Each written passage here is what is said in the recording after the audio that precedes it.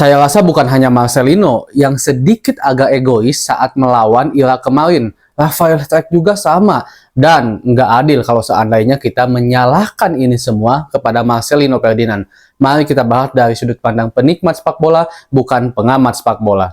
Teman-teman semua, kita tahu kalau Marcelino Ferdinand ini banyak dihujat ya, dikritik juga saat seusai timnas Indonesia akhirnya kalah dari Irak di perebutan juara ketiga Piala Asia U23 di Qatar kemarin. Nah, sekali lagi saya menghimbau bahwa mengkritik itu harus sampai kapanpun. Tapi menghujat jangan, dan menurut saya ini udah keterlaluan. Kita habis-habisan mengkritik menghujat, kalau kritik boleh ya, menghujat Marcelino Ferdinand sama fans-fans FOMO yang baru saja ngefans ke timnas saat timnas di Piala Asia bagus ini sekarang. Kalian gak lihat gitu bagaimana seorang Marcelino Ferdinand di pertandingan-pertandingan sebelumnya. Bahkan AFC saja menempatkan Marcelino Ferdinand menjadi salah satu pemain yang sangat ditakuti dan harus diwaspadai di Piala Asia U23 kemarin. Marcelino secara keseluruhan tampil sangat apik, tampil sangat bagus teman-teman. Tapi memang saat melawan Irak, kita harus akui kalau Marcelino sedikit agak egois. Itu pun kita tidak bisa menyalahkan sepenuhnya kepada Marcelino tentang kekalahan timnas saat melawan Irak. Karena jika kita mau melihat secara menyeluruh, sebenarnya memang timnas Indonesia memang tampil kurang baik, bukan hanya Marcelino, semua menurut saya. Rafael Struijk yang begitu kita tunggu-tunggu kembali membela timnas Indonesia setelah di laga sebelumnya saat melawan Uzbekistan tidak bisa bermain karena akumulasi kartu, tiba-tiba saat bertemu Irak tidak bisa bermain seperti permainan yang sangat berkontribusi terhadap timnas di pertandingan-pertandingan sebelumnya. Sisi egoisnya pun tinggi, kita harus akui itu. Karena mungkin Rafa ini posisi aslinya adalah seorang winger, biasa lari, terbiasa untuk bisa lewati lawan, sehingga mungkin Rafa agak sedikit lupa kalau ketika dia bermain sebagai seorang striker murni, maka dia harus agak sedikit menghilangkan sisi egoisnya di beberapa momen. Dia harus pintar, hanya cukup untuk membongkar dan membuat carut-marut pertahanan lawan, dan cukup menjadi seorang tembok saja, memantulkan bola, hanya sedikit membuka ruang, cukup pegang bola sedikit agak lama agar para pemain-pemain lain bisa membuka ruang. Nah, Rafa juga agak sedikit hilang kontrol mungkinlah di saat laga melawan Irak ini. Termasuk Witan Sulaiman. Kita akui juga kalau Witan memang kembali kepada performa terbaiknya di Piala Asia U23 ini. Dan sangat disayangkan sih, kalau menurut saya Witan sangat mempunyai potensi, sekarang udah mulai lebih baik lagi, bahkan jadi perbincangan di laga Piala Asia ini karena performanya yang kembali seperti Lionel Messi-nya gitulah, seperti Lionel Messi dahulu, tapi harus bermain di Liga 2 di musim depan, itu kenyataannya. Walaupun memang ada isu-isu kalau Witan ini akan kembali bermain di luar negeri. Saya sangat berharap seperti itu. Witan bisa bermain di luar negeri lagi, karena kalau di Liga Indonesia,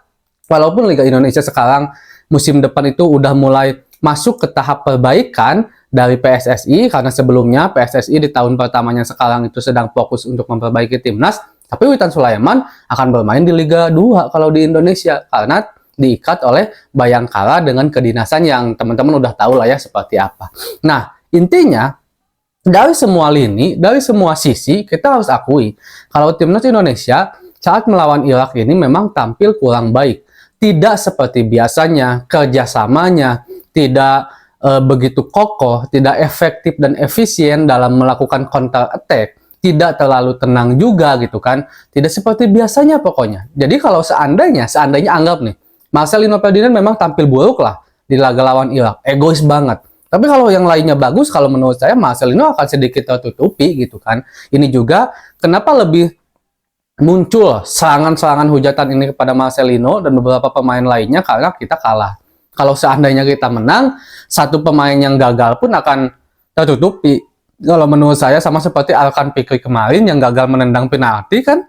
Tapi tidak ada hal yang terlalu separah inilah gitu, karena kitanya menang. Nah, jadi intinya kita mengalami penurunan performa saat melawan Irak dari segala hal, termasuk dari Marcelino Ferdinand yang memang kita juga harus akui secara mata terbuka bahwa memang ada momen-momen yang seharusnya Marcelino Ferdinand itu bisa kasih agar peluangnya bisa berbuah gol, tapi Marcelino malah paksakan untuk dribble, paksakan untuk shooting, sehingga ya banyak peluang-peluang atau momen-momen yang akhirnya tidak bisa dimaksimalkan oleh timnas Indonesia dengan baik. Dan mudah-mudahan aja saat melawan Guinea nanti kita kembali kepada performa terbaiknya. Kalau seandainya kita kalah tapi mainnya bagus, mungkin kita juga sakit hatinya nggak terlalu gimana lah. Contoh saat melawan Irak, contoh saat melawan Australia di Piala Asia Senior ya, Piala Asia Senior, contoh saat melawan Jepang. Kita kalah loh. Tapi dari segi permainan memuaskan, sangat memuaskan. Sementara saat melawan Irak, kita kalah, iya kalah, tapi permainannya memang kayak nggak banget Indonesia gitu lah. Nah, saya juga ingin ingatkan teman-teman yang pertama bahwa targetnya adalah masuk 8 besar dan ini sudah berhasil diciptakan oleh Coach Sinteyong untuk lolos 8 besar. Dan juga saya mengutip perkataan Pak Erick Thohir, sebenarnya apa yang kita lihat sekarang timnas Indonesia yang berani bersaing di Piala Asia Senior, begitupun di Piala Asia U23, ini tuh adalah cita-cita Pak Erick Thohir di 5 tahun yang akan datang.